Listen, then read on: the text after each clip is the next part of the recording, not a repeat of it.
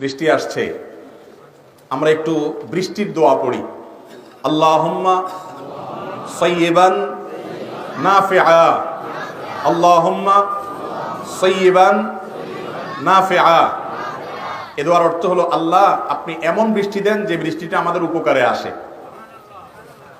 আর আরেকটা দোয়া আছে বৃষ্টির, আল্লাহুম্মা হাওয়ালাইনা হাওয়ালাইনা ওয়ালা আলাইনা, আল্লাহুম্মা হাওয়ালাইনা ওয়ালা আলাইনা।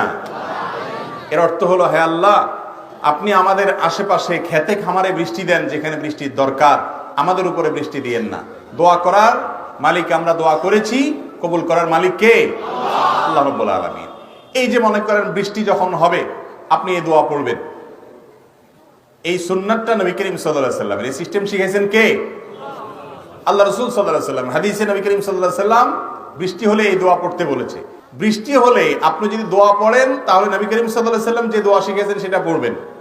আর যদি দোয়া না পড়তে জানেন, তাহলে আল্লাহর কাছে আপনার মতো আপনি দোয়া করেন, প্রার্থনা করেন, যেহেতু যে কোনো বিপদগ্রস্ত মানুষ দোয়া করতে পারে। কিন্তু আপনি এই জায়গাতে মন গড়া কোনো কিছু করলে সেটার নাম কি হবে? বিদআত হবে।